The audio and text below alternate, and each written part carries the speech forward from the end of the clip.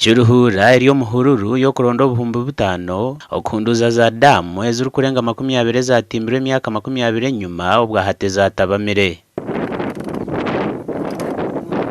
Beno n'omuganzi ori omugambirizi wa district ya Kiruhura nagira ngu district etwire n'ekizibu kyo kunduuza damu ezi ahabwo kugira ngu district etwire tine sente z'okukora omurimo ogu.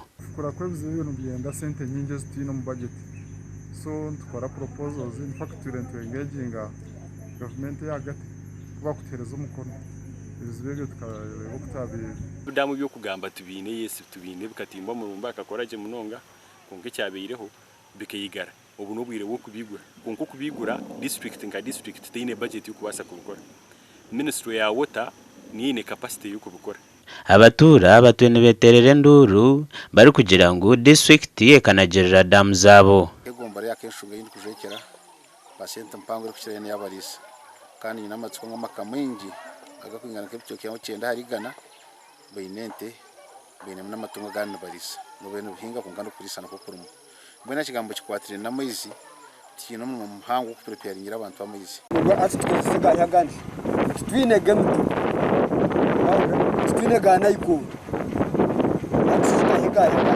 damu ezi zikatimba mu myaka 20 nyuma bite district ekazurugaho ekiri kuteganisa abantu.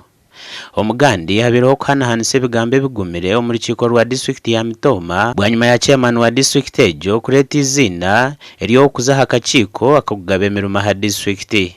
Tugume Sam Karakuza niwaresirwe chairman wa district okwebembera akakiko k'emirimo ha district kandi bamwe mu ba kansara banjira omuntu ogu habwe enshonga zitari zimwe na zimwe bagumize ngu nobwe hagumeho Sabasiano Katungwensi obiraroho.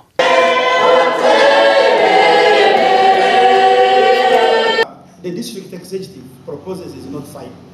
That's one. Now the role of this council is one. He has brought a name. This name can be approved or not.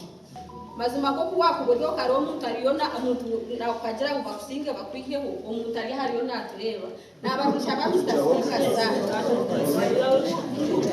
twabwira ka tukagira abakwenda kwa purutinga n'abakwenda kudisapuzinga akarukanga basa kutuyamba ki okumye turatugenda neza yancyagaro bari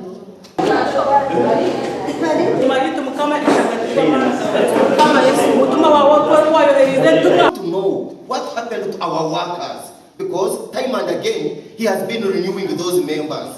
How come? I'm surprised, Mr. Speaker. When I look at the chairman nominating the husband of that same woman who recently retired from that level. Yeah? Tima nibategera kaniyo gabona nibargamira sauce. Konkanye wona abanyeshaba. Uyatugarure entebe yitu. Ngo kuyaga batwikirize entebe yitu ya runda sauce twatagane nayo twimbuze umwana karabuze. Ababiri abantu barwo mu cyanga cya Ruhinde y'amashuma ecyo bamwe mu babizwekero be cyanga ecyo aha district barebere nko gubira umutego ku rugo wa chairman naho bashabire kugenda n'izina risya nabwanyuma cyo babaso kuya umuriro gutwira mu district bwanyuma yo butikirizana kugumizamo naho bateriza akaruru ke cyama bite nako akatorogire ikikoru orube rugenderere kwinguze mbarira ya district ejo kandi rutahwire gashaka Paulo turiyamureba na Ben Muhozi.